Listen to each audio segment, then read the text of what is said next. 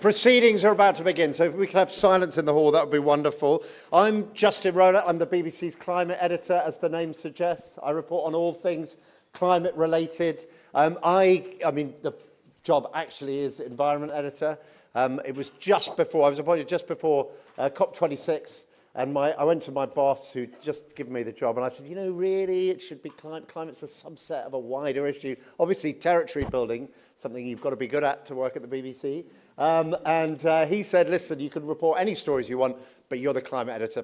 Bye. And that was that. So I'm the climate editor of the BBC, but I do, my remit range is a little bit wider than just climate and covers some of the issues, the wider issues that we're going to be discussing tonight. My job now is to do the really boring stuff and give you the housekeeping. So we are not expecting any fire alarms. If an alarm goes off, it really is an alarm. Don't panic.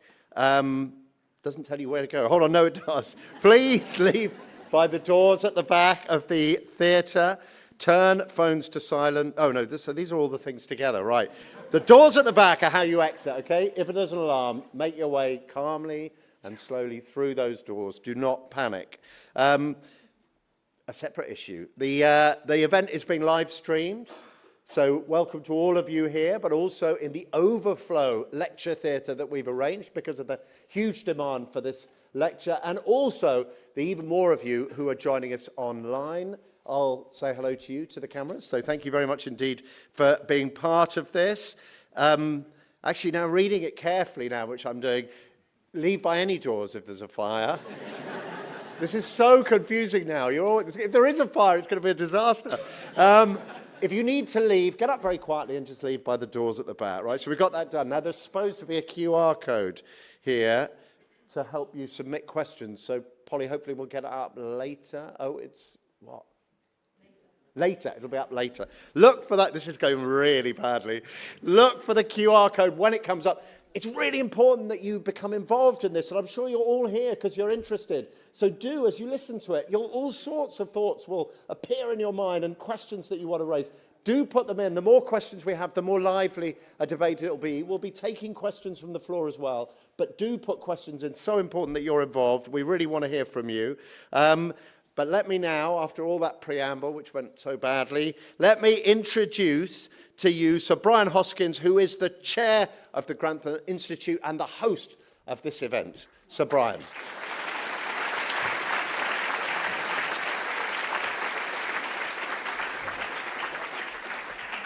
Thank you, Justin. I didn't realise I was host. But anyway, it's my role to make a few opening remarks and to introduce our keynote speakers tonight. So some 40 to 50 years ago, when I was a young weather and climate scientist, I got very concerned over this climate change issue, but I was very focused on it. And it was real eye-opener when we had the Brundtland report produced in 1987 with the breadth of vision, stressing the need for consideration of environmental, social, and economic issues and policies. So at the Grantham Institute, when we started up, our focus was on climate change, mitigation, but also adaptation, and linking with the social and economic focus of our LSE sister institute. But we soon saw that we should be involved with the looming biodiversity crisis. We couldn't just be dealing with climate change. And another major focus now is on the threat of human health issue posed by climate change. So it's very clear there is no place for academic or policy silos. So with that, I should now like to introduce our speaker. I was told, whatever you do, you must leave the stage at 7 minutes past. So I failed on that, but that's because Justin failed. So it's a great pleasure to introduce our speaker, Dr. Gro Harlem Brundtland. She's a founding member of the Elders, an independent group of global leaders founded by Nelson Mandela in 2007, who worked together for peace, justice, human rights, and a sustainable planet. If only. And was deputy chair from 2013 to 2018. She was Norway's first woman Prime Minister, serving a total of 10 years as head of government between 1981 and 1996. She chaired the World Commission on Environment and Development, known as the Brundtland Commission, publishing Our Common Future, which I've already referred to. And the report laid the foundation for sustainable development as a shared global responsibility. She was Director General of the World Health Organization from 1998 to 2003, UN Special Envoy for Climate Change from 2007 to 2010, and from 2011 to 2012 was a member of the UN Secretary General's Global Sustainability Panel. Please welcome Dr. Brundtland to give her keynote speech.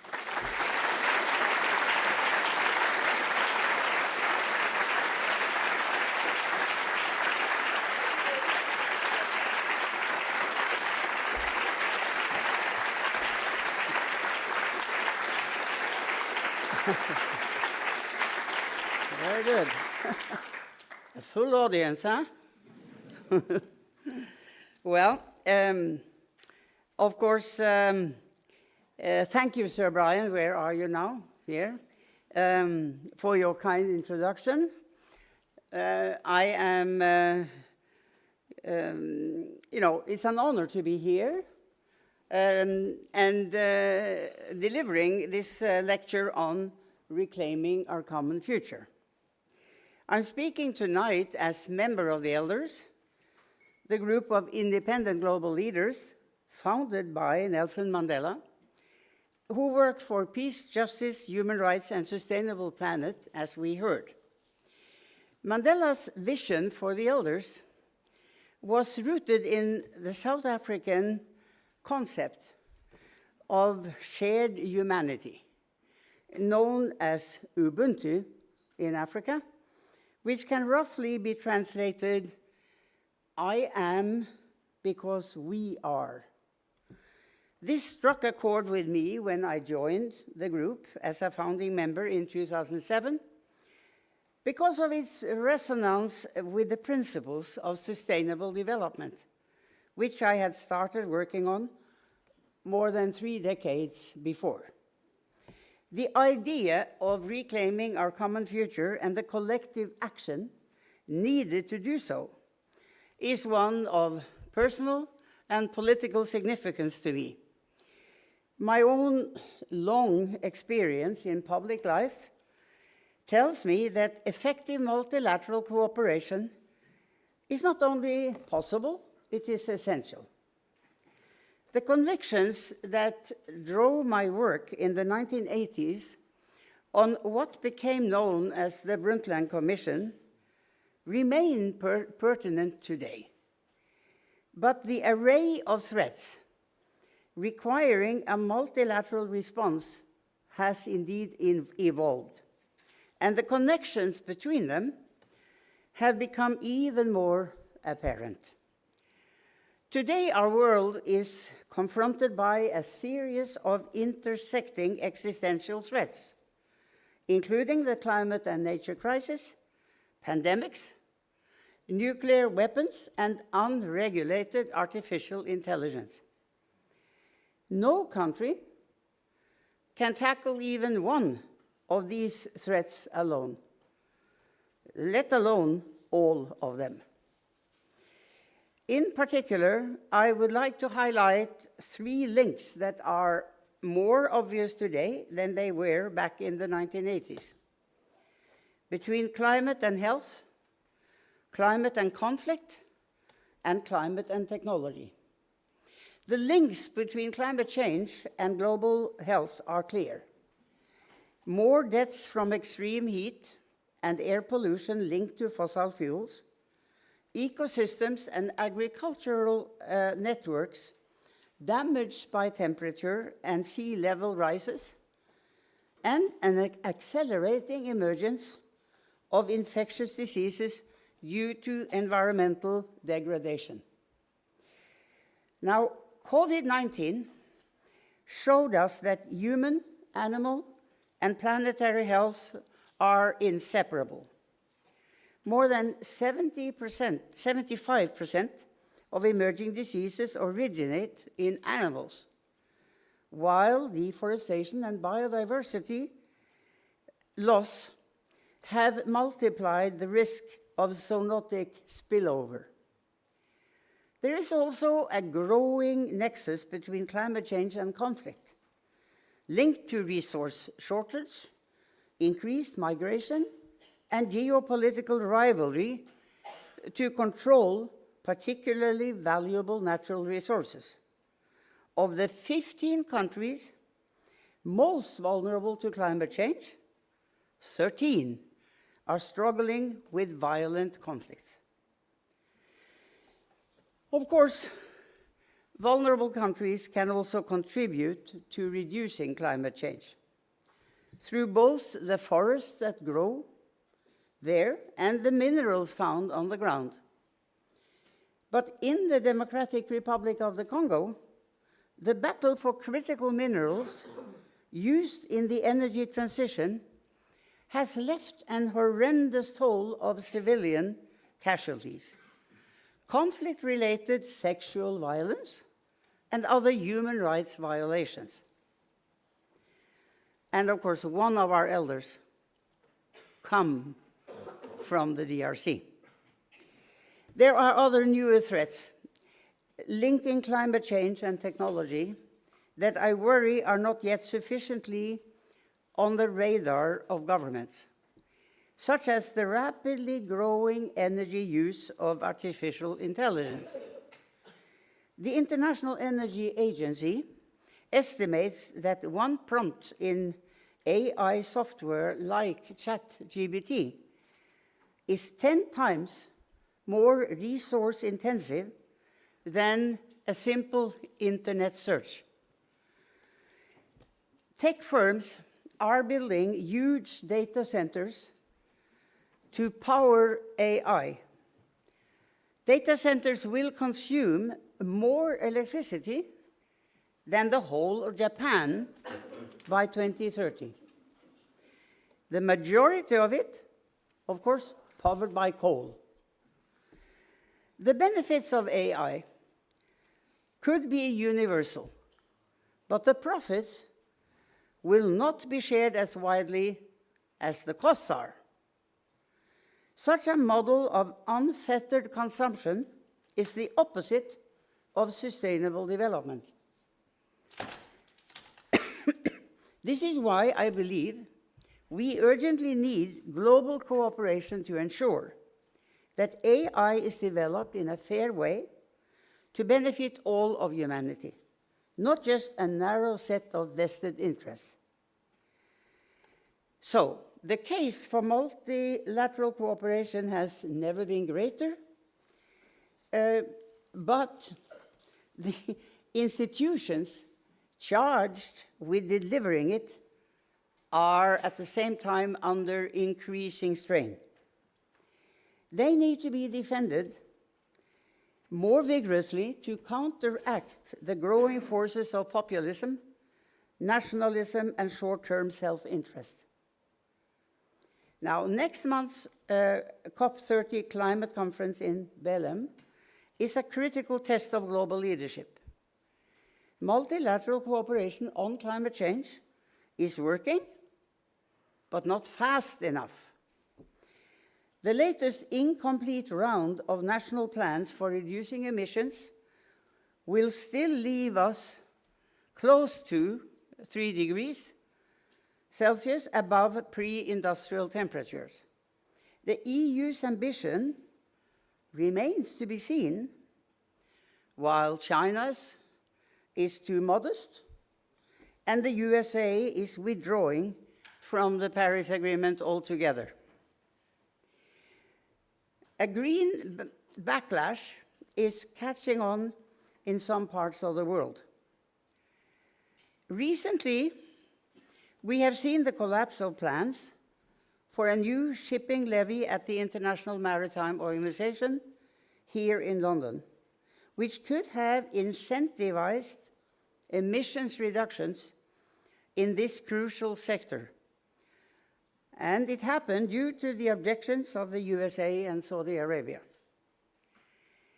Meanwhile, the Intergovernmental Panel on Climate Change, meeting in Lima this week, is under attack by people who oppose the very principle that climate policy should be informed by climate science.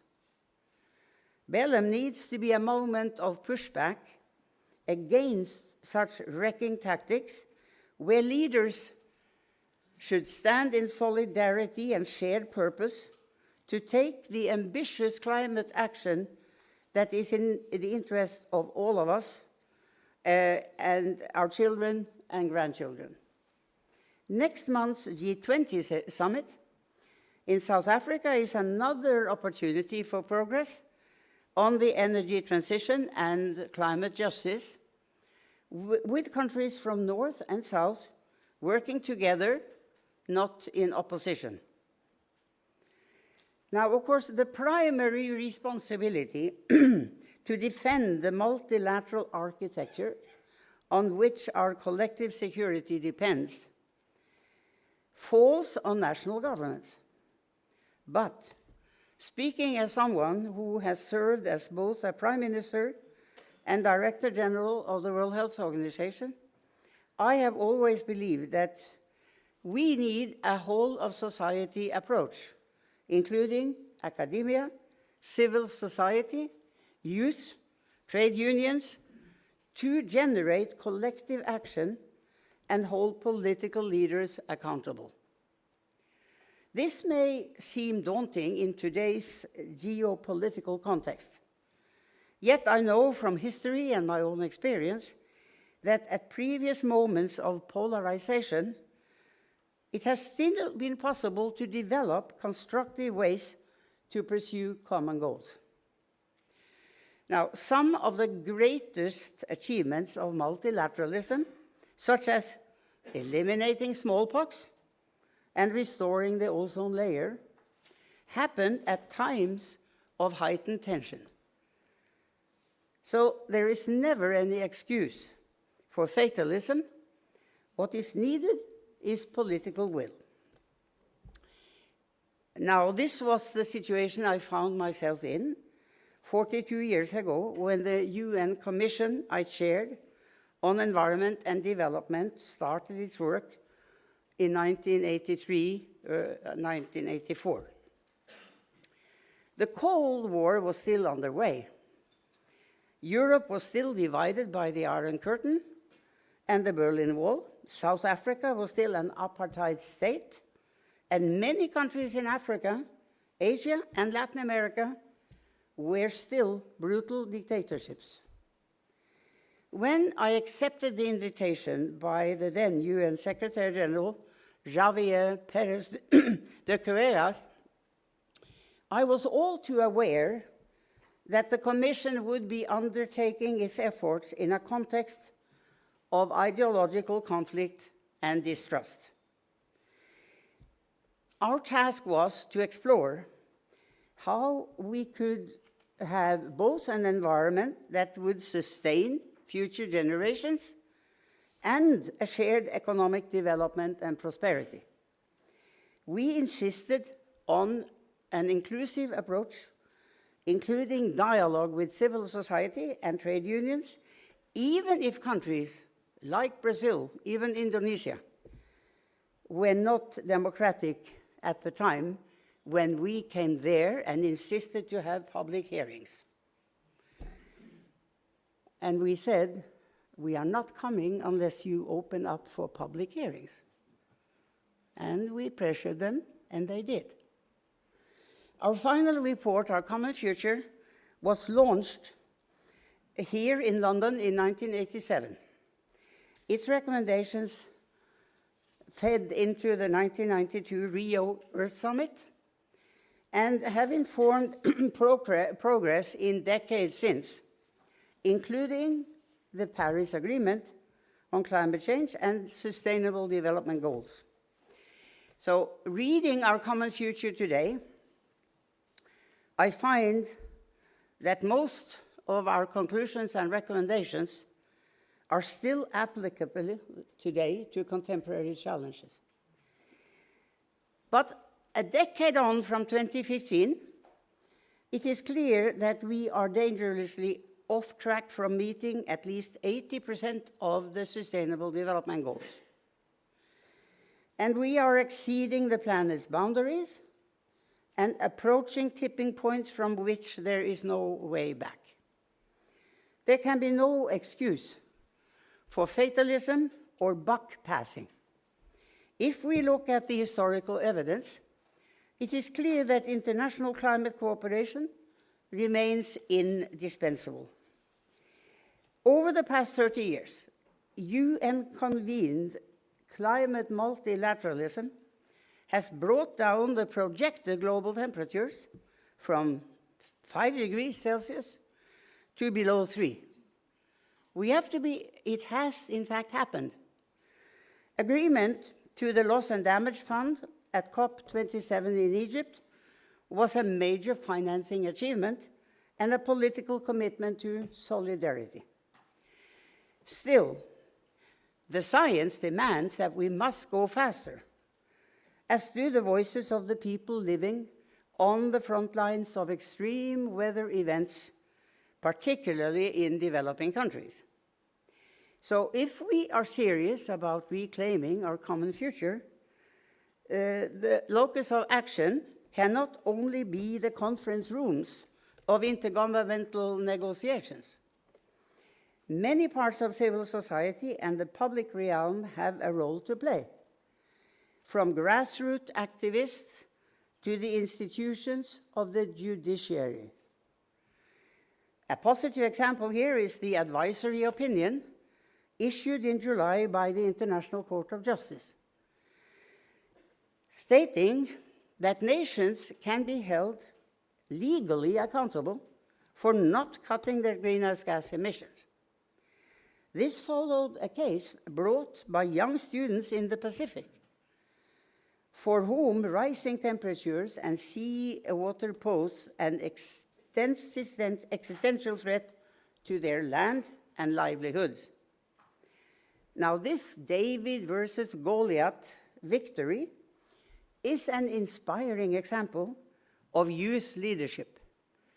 What began as a student-led initiative in the Pacific has become a global reckoning, which should lead to a new era of legal power for people and communities experiencing climate change. The ruling has put governments on notice.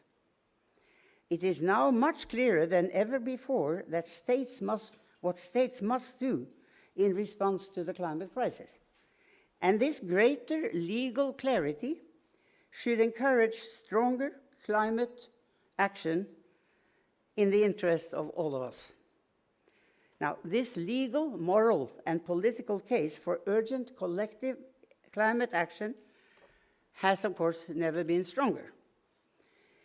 The hard work comes, especially for those of us who live and work in democracies, in selling the case to voters at a time when public services and finances are stretched.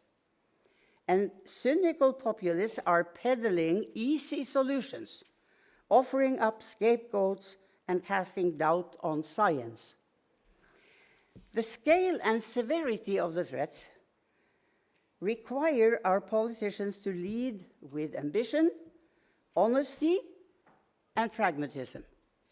Policies need to be rooted in scientific research, drawing on the invaluable work of bodies like the Grantham Institute.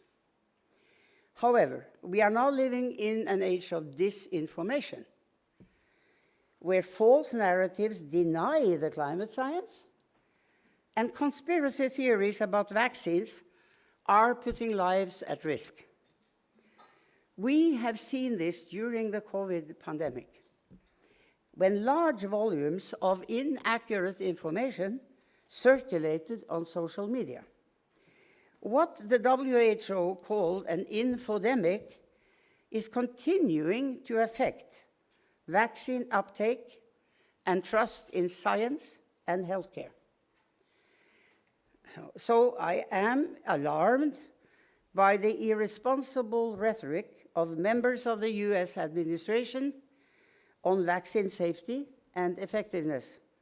I urge leaders to rebut these false claims forcefully and also frequently.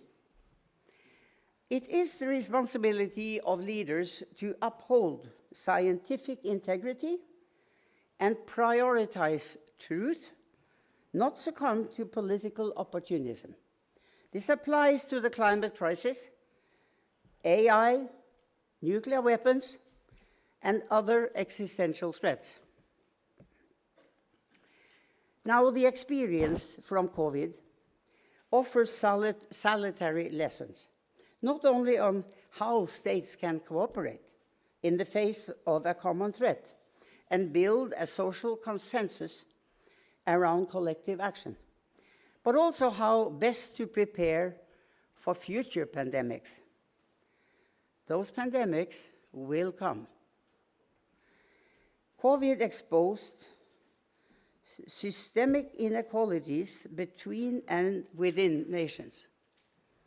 If there is one threat that illustrates how intertwined our lives are in one common future, it is the prospect of a global pandemic worse than COVID. None of us is safe from that threat until we all are. What we need, and what many of us have been calling for long before COVID, is a holistic approach to pandemic preparedness, prevention, and response that sits within the broader Sustainable Development Agenda. This is essential when reclaiming and safeguarding our common future, learning the lessons from the past, and applying them into the policy-making process. Now, multilateralism must evolve from parallel tracks to integrated coalitions across health, climate, development, security, conflict prevention, and technology. The intersections between these threats are only going to grow in the years ahead. But to truly develop the long-view leadership we need to reclaim our common future and deliver on the promises of the Sustainable Development Agenda, we need to address a fundamental and unavoidable fact. Women are too often excluded. To be perfectly honest with you, at the age of 86, I had hoped I would no longer need to make the very obvious point. There can be no common future without gender equality. Asserting and defending women's rights has been a focus throughout my political life. 50 years ago, during International Women's Year in 1975, I had just entered government for the first time. Many of my male colleagues hardly knew how to deal with me. In 1995, as Norway's Prime Minister, I addressed the 4th World Conference on Women in Beijing. I spoke of the moral and economic imperative to end gender apartheid. I believed too optimistically that we would have come further by now. I did not foresee the intensity of opposition that would come. Not only through the rolling back of women's rights in areas such as reproductive health, but also in the political arena. Even today, there are countries where not a single woman sits in the highest decision-making bodies. This is why I firmly believe that when the UN selects its next Secretary General, it is time for a woman to be chosen. This would send a long overdue message that women's leadership is essential to solving the world's most pressing challenges. Now, we have coined as elders the term long-view leadership to describe the mindset needed from heads and states of government, whether women or men, to confront the challenges of the 21st century. This means showing the determination to resolve intractable problems, not just manage them. The wisdom to make decisions based on scientific evidence and reason, and the humility to listen to all those affected. Long-view leaders must have the moral strength to address both current concerns and long-term risks, often at the expense of vested interest. Now, crucially, it must be intergenerational, giving space and respect to the views and needs of young people who will inherit the world we leave behind us. Throughout my life, I have been inspired by courageous young people I meet around the world, peace activists in Palestine and Israel, community medics in India, climate advocates in the US, even students at Imperial College, all fighting for peace, justice, human rights, and a sustainable planet. Ladies and gentlemen, I believe in our shared humanity, and the pursuit of sustainable development are all the more noble when we find ourselves in an age of division like today. We cannot wait for that division to end. We must seek to end it by demonstrating what can be achieved by working together, even if not all participate. Those who are opposed to finding global solutions cannot be allowed to hold up the rest of the world.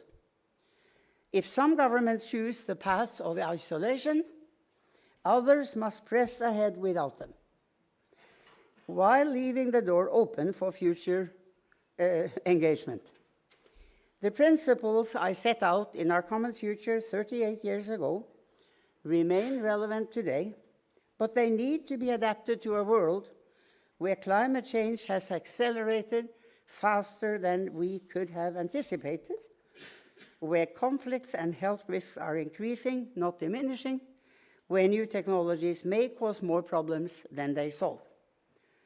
To make progress on these issues require not just countries working multilaterally, but experts and policy makers working together across disciplines. The answers are not always obvious, but as the pioneering scientist Marie Curie said, I was taught that the way of progress was neither swift nor easy.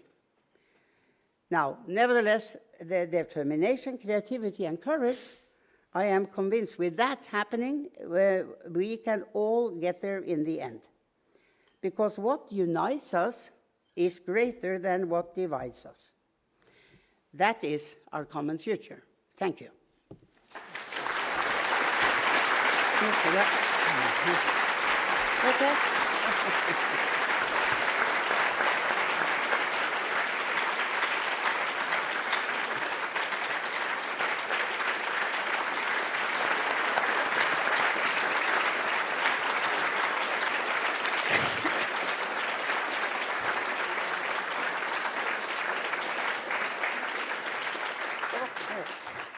I think we can all agree that was absolutely wonderful. I have the opportunity to ask a couple of questions, then we're going to throw it open to you in the audience. And I want to pick up on a very negative word that you used, the word division you used at the end of your address there. What word? Division. Division, yes. That exist in the world. And I'm particularly interested in this as I head off to COP30, because America, which once helped lead on climate, we used to talk about it, pulling out of the game with Donald Trump. It's now not just pulling out of the game, it's actively playing for the other side. You picked up on its kind of, mischievous is not the right word, but its intervention in the International Maritime Organization to derail this carbon levy that had been agreed over 10 years of discussion. So in that context, you helped forge a global consensus at the height of the Cold War, a moment, of course, of deep division. What made that possible then? And what stands in the way of that same spirit of cooperation now? Is it possible, as we look ahead to COP30 and the divisions that might appear there?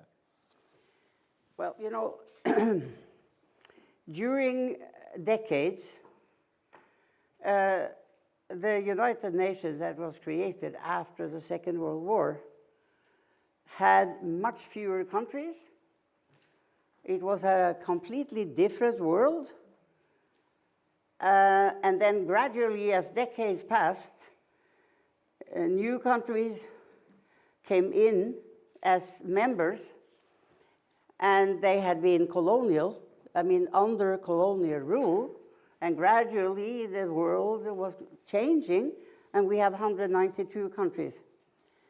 And then, you know, during most of my time, it was possible to trust that the UN and its different institutions, in fact, was able to make decisions that helped the world move forward in a positive direction.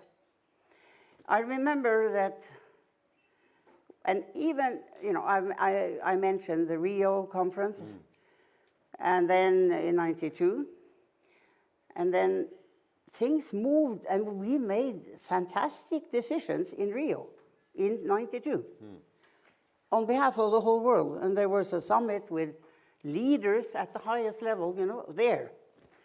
But then, as the financial crisis and things started really becoming difficult in world economy and so on towards the end of the 90s, 96, 97, financial crisis and so on, we got a considerable backlash and setback on things.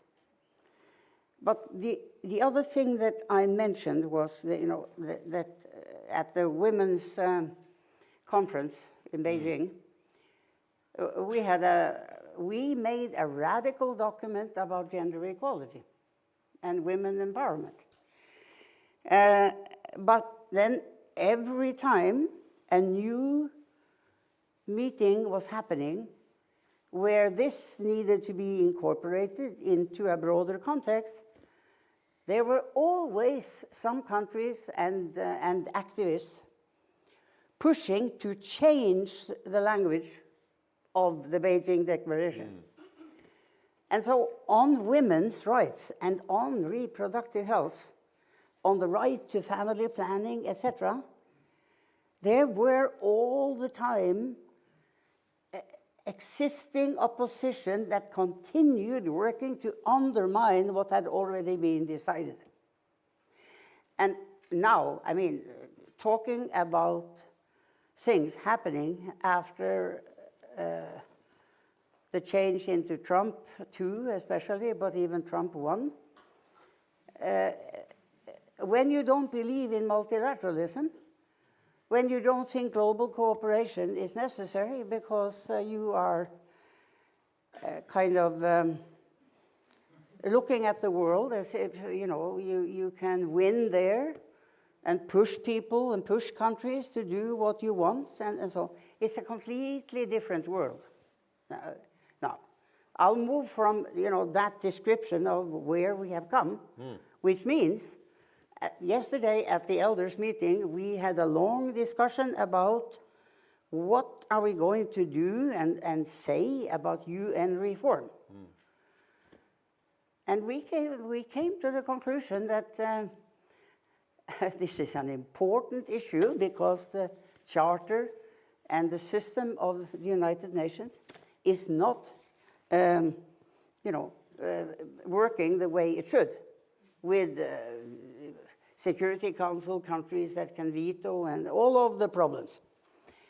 But if you go out now, trying to move for a big reform of the Charter or the UN, the reality of the geopolitics at the moment is that it could be undermined, and you could even risk. If you open up a Charter discussion, the Charter of the United Nations is not bad. It can be improved, it should be improved, But you could risk, with the kind of geopolitical situation now, that it could undermine where we are instead of moving us ahead to a better future. Now, even though I say all these kind of skeptical things about where we are, with regard to Bellum,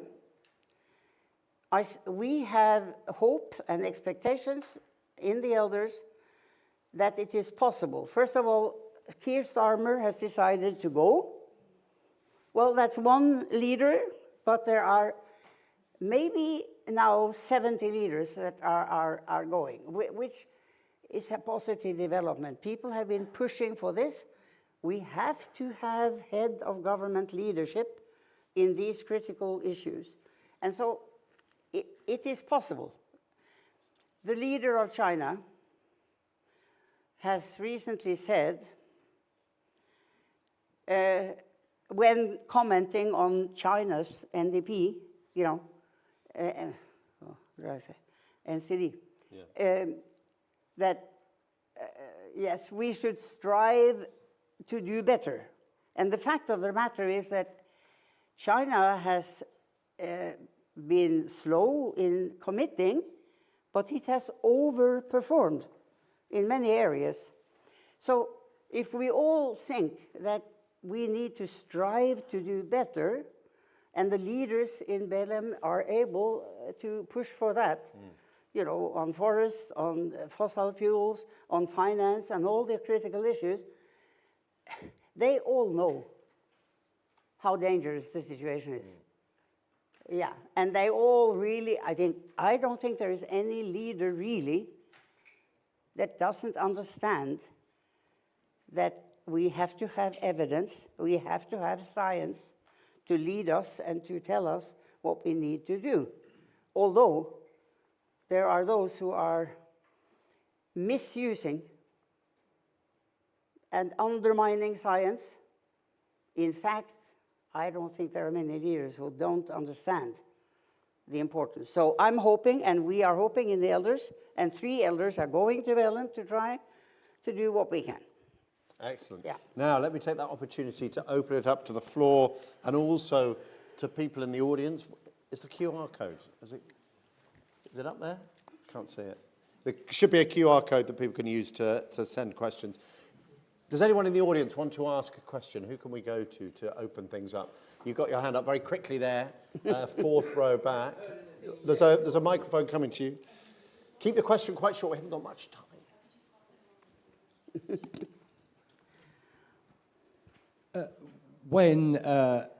Because we haven't just heard it for the last few minutes, when are we going to hear, perhaps during the panel discussion, about the need to reduce the world population? Okay. Do you want to briefly address that? This question comes up a lot, doesn't it? You must have heard it a lot of you want me to respond? say? Yeah, if you want to address this question, just very briefly. Yeah, well. You know, for many years, I often ask the question you ask me now. Because already from our common future and on, this issue is an important one.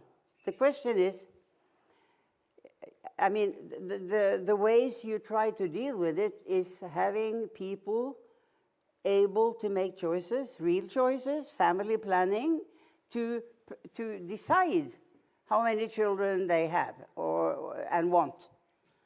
And this, due to this gradual spreading of those kinds of possibilities, things are better than what it looked 20 years ago. And so you know, and it's not, it is through the way that societies work, and that you are not having situations like we had in Europe, you know, when there were 12 children and only 1/3, 2/3 of them growing up. We need to have a situation where this is not necessary as a goal in itself. Let's have another question. Yeah, up there with the blue top. Yeah, halfway up.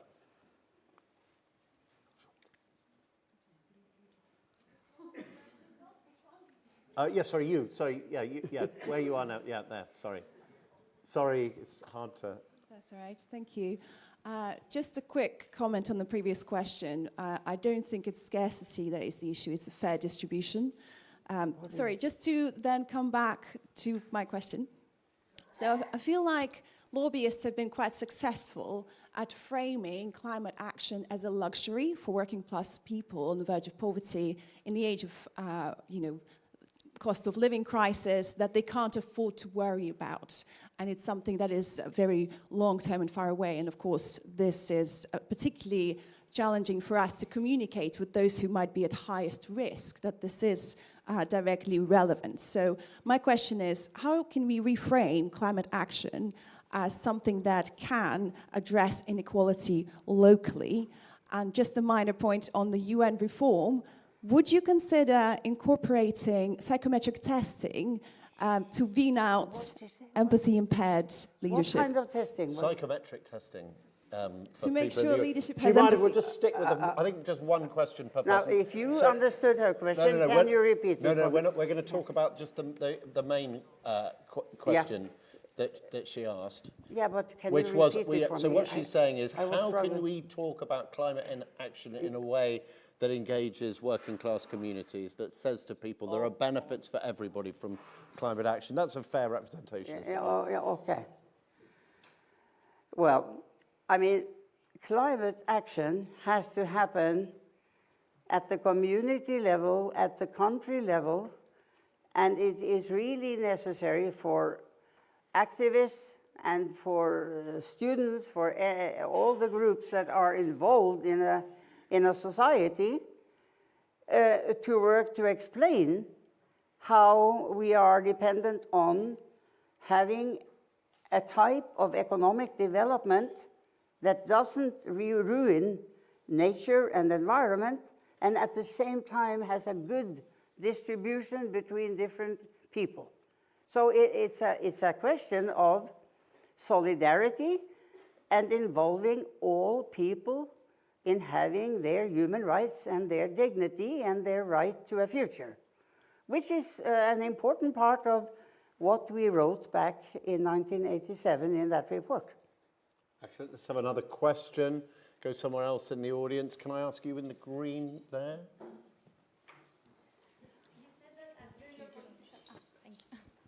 Thank you. You said that during your political life, you didn't see the empowerment of women to be advancing as quickly as perhaps you had thought. And I wonder, why do you think that happened, and what can we learn from it as we move forward? Thank you.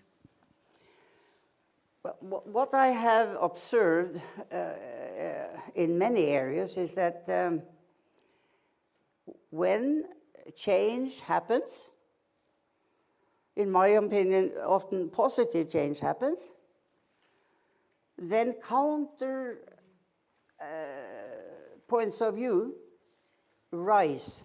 So we now see around the world groups of young men protesting against gender equality, men saying we are losing out.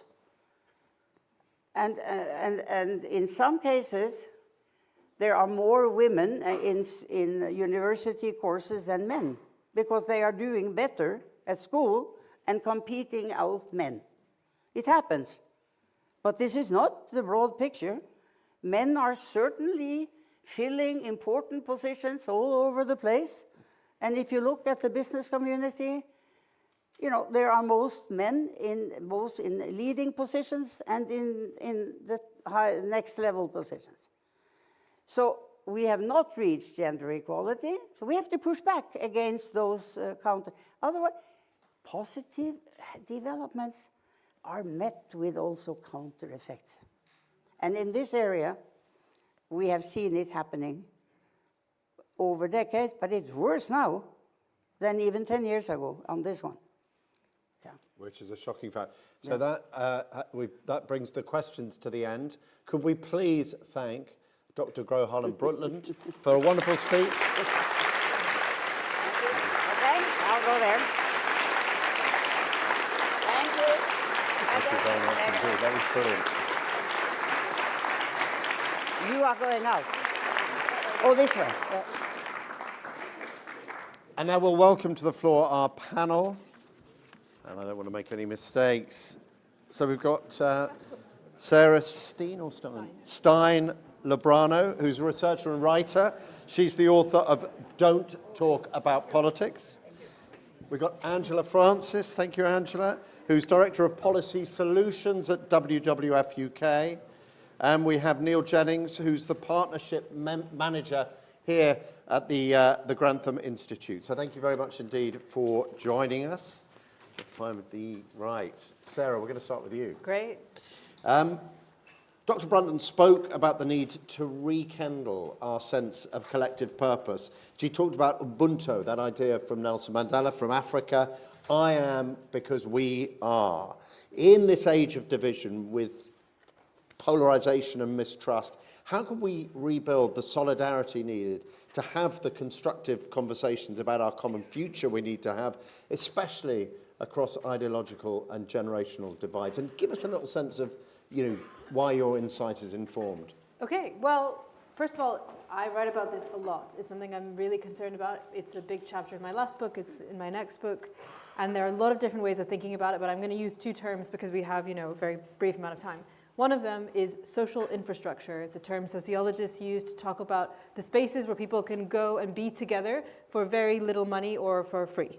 And right now, across the West, it's harder to tell with the global South because data is less consistent, but in the West, we are, however you want to term these things today, we are losing that social infrastructure. One pub closes a day in the UK and another one does not open. Pubs are actually really important for democracy. You can tell because kings don't like them.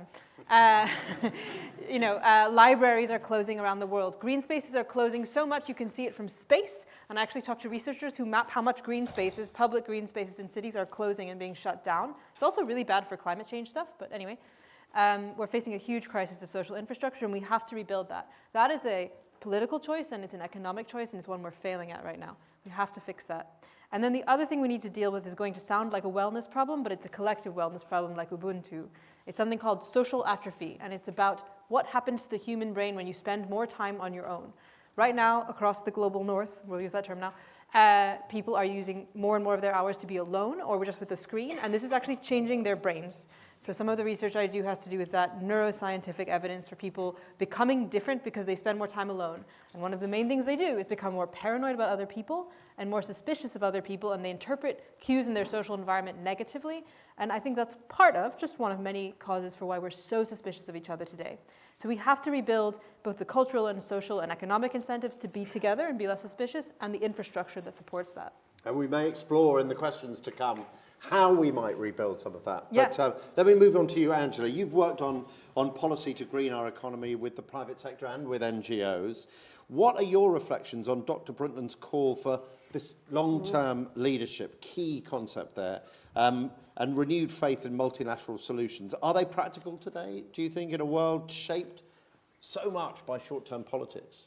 Yeah, so it's a great question, and great to follow Dr. Brundtland's points. And I get frustrated sometimes with this long-term, short-term contrast, because if you're going to climb to the top of a mountain, why you would start today by digging a hole makes no sense. If that is the situation we're in, we should be looking to our leaders to change the incentives, because you don't want to start your road to a mountain by digging a hole. But that is what we're often present with. And I'm being a bit silly because I know it's difficult to change the current circumstances we live in. Transforming the way we heat our homes, the way we travel, the way we feed ourselves. But if those incentives aren't lined up, and they clearly aren't, then we need to change the incentives. And as an economist, I don't sit here saying the market is perfect. I sit here saying the market is broken. We have the power to fix it, design it in the way that works for us. So my thoughts on that short-term, long-term problem in multilateralism is that we have to build our way back to multilateralism in terms of how we got there and find the innovation systems that work.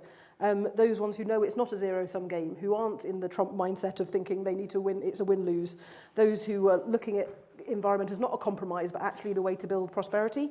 So I would love everybody to march towards internationals and do it all together, but if they don't, I very much agree with Dr. Brundtland. If we can't get everybody to move together, we need to work with those who are progressing, and we need to make it very clear to those people who aren't progressing they are going to lose. they need to know they're going to lose and that we're going to proceed without them. But we need to extend a hand to those citizens, to the farmers, to the business people in those countries, because they will see the world moving away without them, and they will be the ones, I think, who will lobby most hard for that action to happen in their country, because they will see themselves falling behind. So I can say a little bit more about this, but I think that short-term, long-term thing is really important, because we are not in a situation where the future is miles away. It's here right now. We are experiencing all the effects of not acting, fires, floods, droughts. We are also seeing all of the effects of the businesses starting, the new technologies moving, and it's all moving faster than we even thought. So as they often say in futures work, the future is here, but it's unevenly distributed. I choose to look at the hopeful bits and look for them, rather than look at what's maybe happening in the places where there's denial, populism, and those trying to breed discontent. Okay, moving on from both those responses, there is this tension that we see so evident of the between science, what science demands, and what politics allows at the moment. That tension and the distance getting greater between those two things. We're living in a time when climate is often pushed back down the agenda by other crises or other priorities. But as Dr. Brundtland reminded us, these crises are all interconnected with climate. If not now, increasingly they will be in the future. Neil, you've worked extensively on the co-benefits of climate action, your work with the Grantham Institute. How do you engage people with that evidence? Yeah, I think key thing for me is that positive vision of the future. So when I think about what a world looks like in which we've tackled climate change, it's a world in which we can all breathe clean air. 99% of the world's population don't breathe clean air. It's a world where we can live in homes where we can afford to heat or cool our homes. It's a world where we have energy security, it's been touched on already. So that's a really positive, exciting thing, and we shouldn't be afraid of talking about that a lot more. And indeed, so the Lancet Countdown published their latest update today, while emphasising that climate inaction is one of the biggest drivers of negative health outcomes. They emphasise that climate action is one of the biggest opportunities for actually improving people's lives. That is to say, and it kind of links in with the point which was, the question was asked earlier, we need to talk about climate change in a way which touches with the other issues that people are concerned about. So climate typically figures as a kind of second order issue alongside crime and education. Health and the economy typically figure right at the top. So how can we talk about climate change and, most importantly, deliver climate action in a way which actually tangibly improves people's lives by doing things like improving air quality? And just to briefly touch on the short-term, long-term thing, for me, these kind of co-benefits that climate action brings offers the opportunity to bring the kind of short-term local benefits to the question earlier, to help, which ultimately are helping to achieve the kind of long-term global challenge faced by climate change. I just want to, there's been a lot of optimism, emphasising the optimistic side of things. I want to bring quite a pessimistic note in, which is about the nature of democracy itself. We've seen, if you look at, we've talked about America, talk a bit about China. China decided decades ago to invest in clean energy and has built up these amazing clean energy industries which dominate the world. And then you look at the response of democracies, and it's really, it's really poor. We see these democracies, uncertain about the direction, inconsistent about the policy signals they send. You see that in America, shuttling between, quite, encouraging ambitious action on the one hand, and then dropping everything, as we've seen and discussed already today. And then you see the same thing happening here in Britain, the consensus around climate action shattering, breaking down to the two opposition parties. I think we should probably describe them as Reform and the Conservatives talking about ditching, the landmark Climate Change Act, which was the first act to bring in legally binding climate emissions. Shortcut to the question, is democracy broken? Is democracy capable of delivering the long-term vision that Dr. Brundtland talked about, capable of actually solving, these long-term problems like climate change? Start with you. I'm looking at you. Yeah. So well, good thing for you. You've got a political theorist on the panel, So, look, democracy is a big word and it has a lot of things inside of it. Unfortunately, as I argue in my book, right now we're very focused on a very narrow bit of democracy. Are people voting? Are the elections fair, in quotes? And maybe is there some press and media doing something there?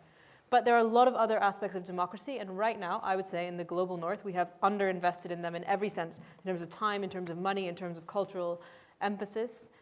And there are some other aspects of democracy. It is a way of life. It is a way of life where you exist as equals in spaces together and recognize that other people matter and that you're interconnected with them. That's part of democracy. And you're saying that that's still strong? No, we're doing really poorly at that, right? We are actually still voting. We're all going to the polls, right? We're still, in the West, we have low trust, so we have lower voting than we should, but we are still able to go to the polls and vote. But we don't have all this other stuff. We don't have the stuff about social trust and social cohesion. You can see over time, social trust in Western societies is going down, down, down, down, down. And as a result, people say, screw my neighbor, who cares? It's individualism that is harming the other aspects of democracy. Look, she agrees. Great, we win. So we've got to rebuild that bit of democracy. That's what's broken. I'm going to go to one of you. Who wants to speak? Shall I Yeah, jump go in? ahead. So Yeah, jump in. let's talk about the US. America is having the experiment in what is it like to, not do climate change policy. Not very popular, as it turns out. Businesses are not very happy. I mean, even whilst we have Trump, there's been a 9% increase in Trump 2, a 9% increase in major corporations that have signed up to net zero emissions. And his own supporters are incredibly unhappy about the state of food prices, about the state of the economy. So this is not succeeding. And I think it's a lie. And we talked about truth and trust. We've got a big problem dealing with lies, but it's a lie that populists have got the solution to cost of living and volatile economy. We have the solutions. So I say, bring it on. If you want to have a fight on this, your voters in the UK and the US are not supportive of no action on climate change. There's more division in the US than there is in the UK, but in the UK, it's a really unpopular argument for the Conservatives and reform. Bring it on. We have got the solutions for how you bring down prices and how you build an economy. Now, can I remind everybody that it's possible to submit, and particularly people who are watching online, you can submit questions via the QR code, which is up there, and we'll see them. Hopefully, they'll be transmitted to me by this screen. But look, there must be questions in the audience. Who wants to pick up the debate? Somebody towards the back of the room, maybe. There's a guy right at the back in the middle there. You got your hand up first. Yeah, make them work as they take the microphones away.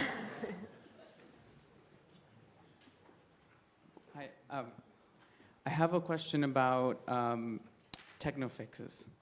Right now we have, as we mentioned, we have everything we need except political will, but we're really narrowing down on the big next technology is going to fix it. What is broken there? What is it that we're not seeing that we think technology is going to help fix it and not our political will? What do you think could change that? Does anybody want to pick up on that? Well, so you're saying we rely... Sorry, give him the microphone back, because I'm not entirely sure that I understood the question. We're talking about the threats of AI and the lack of regulation. Yep. And we think that... but we really do know that the solutions are there. The people know what they need. We know what needs to be done to feed people, to do a transition to a renewable, regenerative economy. What's missing from wanting to lean on techno fixes? Why is it that that's what we're betting on? Why are we betting on technical? I mean, there may be some. I think some of the panelists may contest the foundation of the question. Do you think, are we relying on techno fixes, and should we be doing that?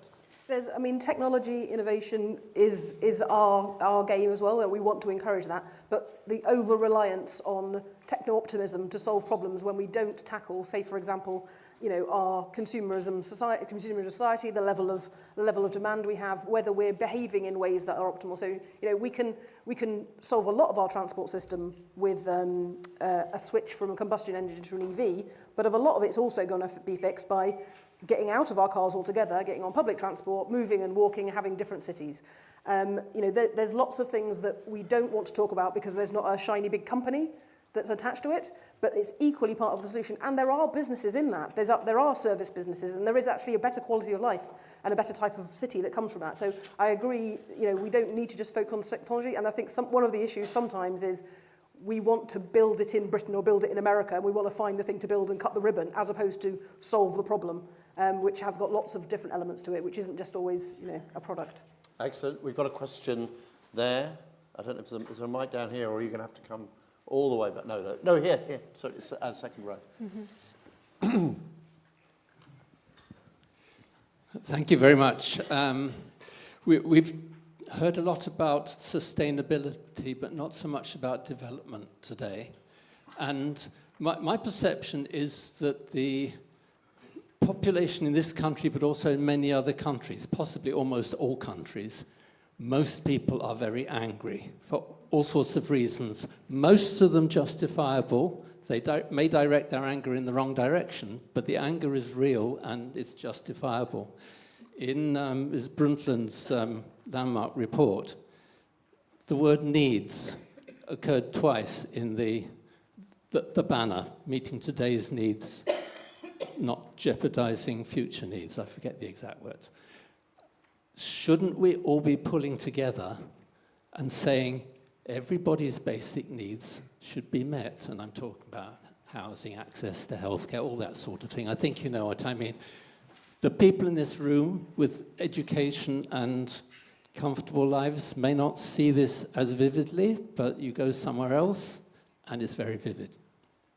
So, sorry, is your question, should people's basic needs be met? Because no, I think we all agree that as far as possible, exactly, everybody's basic needs should be met today and in the future. We're following Ms. Brundtland. I'm asking, shouldn't we have a movement pulling together on that basis of everybody's basic needs? Because the language is about rights, or it's about well-being, but what about basic needs? Well, I mean, I think if it's hard to argue otherwise, I think, based on the way you particularly framed it. And I think there's a key question here around the equity of emissions, both now and historically, to the extent that, you know, those in the global south who have contributed the least to this are being hit hardest by this challenge. And there's an equity piece in where the money comes from to help this transition happen. The global south have been let down by the countries in the global north. No £100 billion pledge in 2010.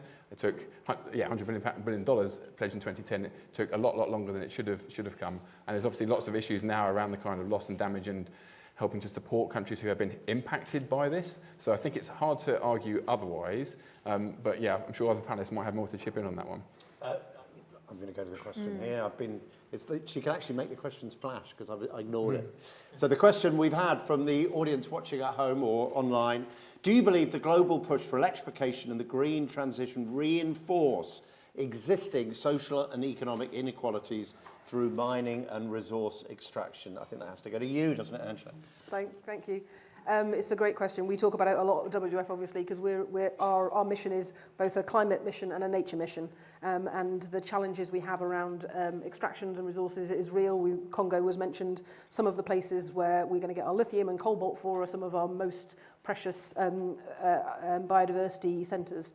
So I think this is a question, I think, about how do you do industrial development and how do you do it well? If we did it as we did it before, it would be pretty catastrophic. How do you build an industry in the places that will now find themselves blessed with the resources the world needs that isn't just extraction, bad mining and a scarred earth, but actually the extraction that can be done in the best way possible, value added in those countries, so they have part of the industry as well as just the resource sale, and a higher value added in their own country that means that they aren't trying to just extract more and more and more, but they're building industries around that. This is the industrial strategy question. So I was at a really interesting conference last week in Geneva, which was talking about how do we build industrial strategy and trade that works for this challenge, and it needs to be built on fairness and trust and a fair opportunities to develop in countries. Will we do that? I'm not sure, but that's the challenge that's in front of us. Excellent. Any more questions from the floor? Yep, there's a question over there. Yeah, keep your hand up. I think the mistake is that people putting their hands down before the microphone gets to them. So my question is about building consensus for maybe nuanced global issues like climate change, sustainable development. They require a nuanced perspective and kind of a communication of a complex idea.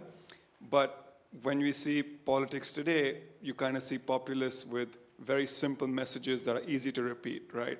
Make America great again, whatever, things like that. Mm-hmm. So how do we build consensus for nuanced issues that require, different elements of thinking, at the same time building consensus through simple messages? Great. Yeah, come on, Sarah. Okay. That's for you. Again, you need a political theorist. I teach courses on anti-fascism.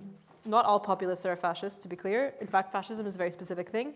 But some of the same principles apply and fit in with what you're saying, which is that fascists offer bad and false solutions to real problems, right? And they get to do this because they can say very simple things like, make America great again, right? But here's something I would say. I think getting to the point where people have very nuanced thought is extremely difficult. But getting people to the point where they begin to experience an idea in a different way is a little bit easier. And one of the ways that I write about this is in terms of gateway actions, which used to be part of a sociological argument about whether people become more interested in an idea after they try it out a little bit, or they take themselves off the hook. This is particularly important in environmental issues, right? The question is, do people recycle and then they say, I'm fine, and they go back to their lives? Or do they say, oh, well, maybe I could also compost, and now I've learned about the soil, and actually now I care about this, and they get really involved. It obviously depends on the person, but on average, research suggests that people go through the gateway, and they become more and more interested in the issue. And something that I think is often missed is, of course, narrative challenges matter. You have to talk about it in a certain way. There are all kinds of important issues there. I work on that too. But also, people need to get actually involved. And then the idea has them. It's not just that they have the idea in their head. The idea has them, because now they're involved in fixing the soil in their local environment by planting trees at their kids' school or whatever.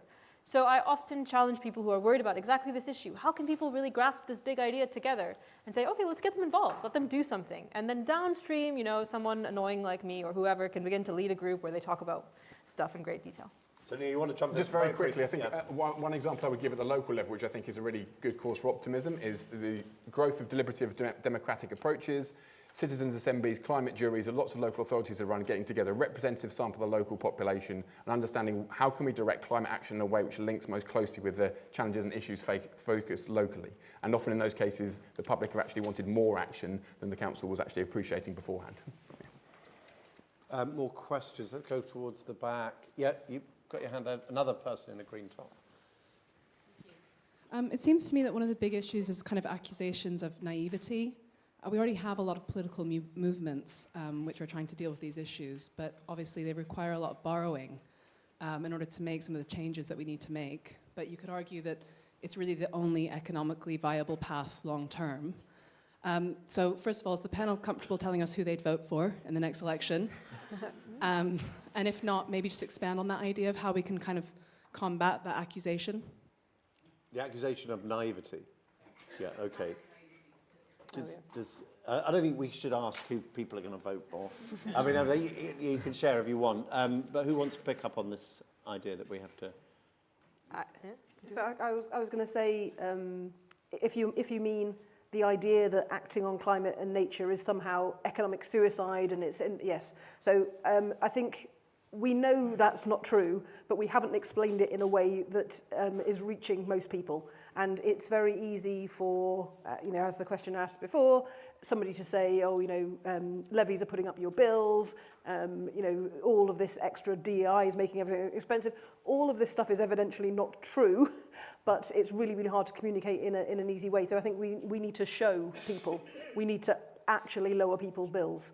So there's a lot of work. WF just put out a report just before the party conferences called Pounds in Pockets to say, even if these things don't deliver enormously for climate change or nature, what are the things we can do right now that will put £100,000 back in the pocket of a householder who acts in terms of retrofitting their home or they're worried about their bill, so they can see it. Even if that's not completely the most logical policy, you need to show people that's where we're going to get to, because the transition has to work. And if they only see benefits happening in 5-10 years and they're worried about how they pay their bill next week, you fail. And so that's a big effort that I think that probably the environment sector hasn't done enough work on and that we need to do now. And we've got a question from our audience online. As a policymaker with a limited budget and unlimited and conflicting needs to be resolved, decisions are made usually on a zero-sum game. Do we cream off defence budgets to tackle climate change? I would say that is defence. We need defence from climate change, right? So I guess I just think it's an interesting question, and I would do it as a policymaker, but I'll never be a policymaker, thankfully. Yeah. Let's go back to the floor. Yeah, there's a woman up there in a red jumper. No, back up the stairs, sorry. I've got to get you to work a bit harder. It's just unfair. Hello. Okay. So this is actually a question supposedly directed to Dr. Brundtland, but she highlighted the importance of shared humanity and sustainable development in today's age of division. But now, more than ever, the role of youth must also be urgently addressed in safeguarding our common future. So with that in mind, do you think there is still room for optimism to actively involve the youth in shaping climate policy, especially when it is the youth who will bear the full weight of consequences of today's decisions? Sarah, I'm going to go to you for that one. Okay. Engaging the youth. Yeah, look, the youth are coming. They can vote. Look at New York City right now, right? Yes, yeah, there is. But it's going to take organization. And I think it's worth saying something very briefly about social movements here. We're seeing a decline also in the power of social movements. They've been broken up by governments that do not like them very much. And for youth struggles to work, they're going to have to get back into a format where they actually hold each other responsible within movements so that they can do the stuff they need to do in the long run. There's an organizing challenge there. Neil, very briefly. So it is and it has to be, and there's a really nice example. So obviously universities turn out students all the time in terms of who are going to be decision makers of the future. The business school here are running something called Climate Fresque, where I think every student who goes to business school does this thing, spends 2 or 3 hours discussing climate change with their peers, helping to get it into, not directly into the curriculum, but integrated in a way which gets the conversations going and ultimately raises more awareness amongst the decision makers of the future. That's a really good idea. More questions, please. Bill up there hasn't been well served.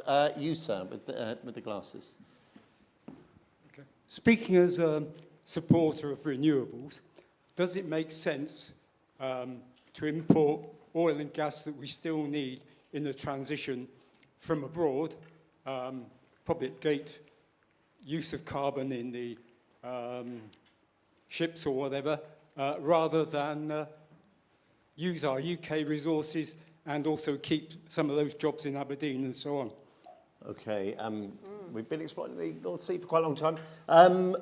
Does anybody very quickly want to deal with that? Yes, it does. In terms of the cost typically being lower, the emissions associated with the transport of that is often tiny in comparison to the emissions that actually get burnt. That's the key issue really there. So the fact that we're importing it is much less of an issue. And in fact, the emissions from Norwegian oil and gas reserves are actually lower than from if we get it out. And they're even lower from Saudi Arabia. Oh, there we go. Anyway, so but obviously the emissions of burning the oil are the same.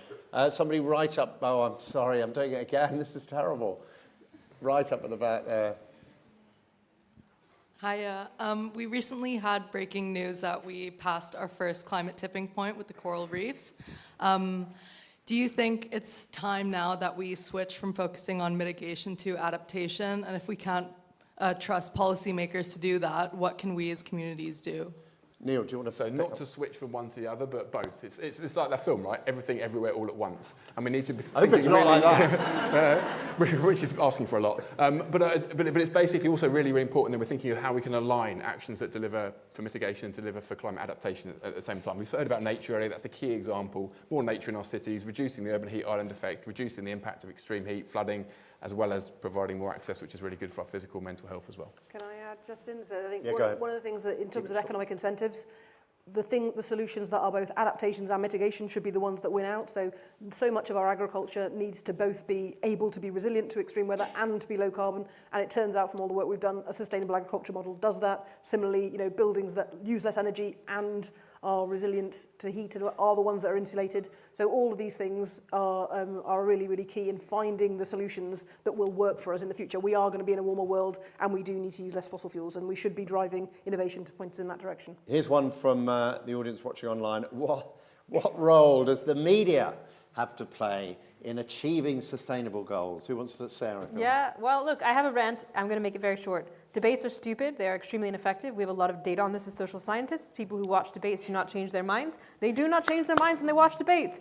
They are irrelevant, the debates, except that they make people angry, they alienate people from each other, and they're extremely entertaining. It's like gladiatorial combat for the modern age. So I think we should get rid of debates, and I think that people like Justin should stop having them and instead do something else. I don't do many debates. Great. See, he's already perfect, yeah. But the rest of them, Can I add one other thing? So the other bit of the media is the cultural and creative sector. There has been so much great work done by comedians and content creators who talk people through really challenging things in their EastEnders and in their life. That is such a rich area, and so the UK is so good at it. That is a good point. I was reluctant to let you have it. Who else? You should let me talk more. Yeah, you. Yeah. We're just running out of time. We've spoken a lot about like what should be done or what could be done or what we think needs to be done. I'm wondering if any of you have a good example from that you've come across recently that you've been like, oh, that's fantastic. I wish more people know about that. An example of a kind of development of technology and idea. It could be like That's a really nice. We should have saved that one to the end. That would be a great one further. Let's give a really nice case study at the local level. Hammersmith and Fulham Council, really local to here. Basically, the climate team of the council wanted to set up a programme to encourage people to walk and cycle more, particularly kids. They didn't have the budget to do so. They had a nice chat with the public health team. The public health team chipped in over half the money. The project went ahead. 13,000 people got involved. 90,000 odd miles walked in 6 weeks or something like this. A really nice example of the collaboration between the health and the climate communities.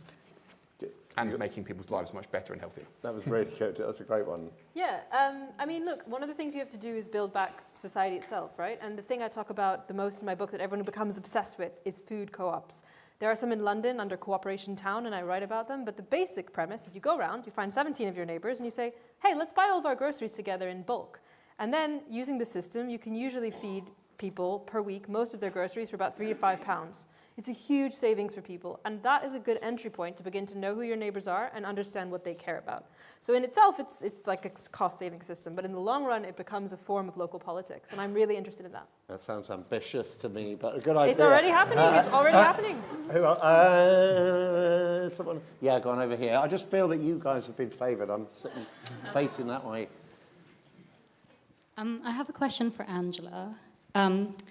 Sorry, this is not going to be very, politically tactful. My personal feeling is that a lot of issues have been caused by unregulated capitalism running riot. I'd love to know what big organizations like the WWF are doing to essentially stop very rich people getting away with things. There you go, yeah. That's a tough question. Go ahead. That's a good question. What are you doing? That's a good question. And we spend a lot of time talking about what kind of economy do we want? And I think one of the things that we try and pull apart as WWF is who are the corporations who are working in the interest of solving some problems, making their profit from delivering good value, working hard, innovating, and who are delivering, getting their profit from exploiting people, the environment, and other things, and how do we start to pull this apart? And one of the things that is a big part of our work is trying to find those people who have half a step above the others to get them to work to regulate the rest of them. So most of the environmental damage is caused by a small number of incredibly bad actors in the environment, in terms of deforestation, who are, illegally operating, who are exploiting people, and who are damaging our systems, and how we get others to regulate. But there's such an argument against regulation from all business. It's really hard to get them to argue for regulation. But that's a lot of what we do, and try and move the floor up. All right, Polly, I'll ask the question. She's got this really annoying flashing thing. Dr. Brundtland mentioned the ICJ ruling, the ruling that of the young people in, where was it? Portugal? Vanuatu, yeah, the people in Vanuatu who brought who said it was okay to sue. It was the judgment said it was okay. It was possible to sue countries for the emissions, the consequences of the emissions they'd released. What is the future of climate litigation? What are the opportunities and limitations on how it can drive climate action globally? Who wants to take that? Quite a big question. Go on, Neil, I'm going to give it I don't have a huge amount to say. But I guess one thing I will do a quick shout out to is the work that's taking place here at Imperial around world weather attribution. So looking at how we can attribute the damage that takes place as a result of climate-related impacts, extreme weather events. Now we can pick apart what the estimated impact of climate change on those outcomes, and increasingly work that looks to estimate the economic impact that the climate-related component of damage, and I guess that increases the evidence base which can be used in these kind of settings. Excellent. And that brings us to an end, I'm being told. That brings us to an end. It's been a fantastic discussion. It's absolutely wonderful to hear from you, Dr. Brundtland, and wonderful to remember the kind of changes consequent on the research and work that you did, the cascade of changes that we're living with now. It was as a direct result of the paper that you wrote, that the UNFCCC was set up, and that the entire climate process began following that meeting in Rio in 1992. So absolutely amazing to hear from you and your reflections on how things have changed. And great, obviously, to hear from our panel and hear from all of you the questions you've got. It's been a really, really interesting evening. And I would just like you all, please, to put your hands together and thank Dr. Brundtland for her contribution.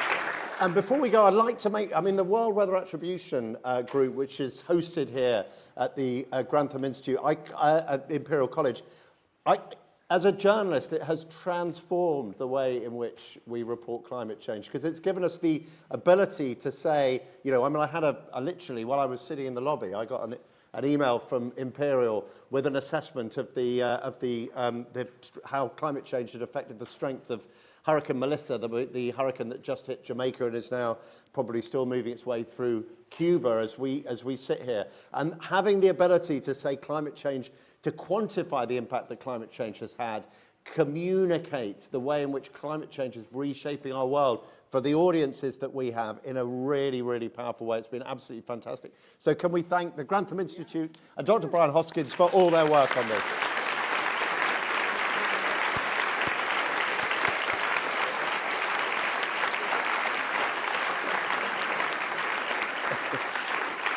And I don't want to milk it too hard, but can we thank the panel and all of you as well at the same time? Thank you very much.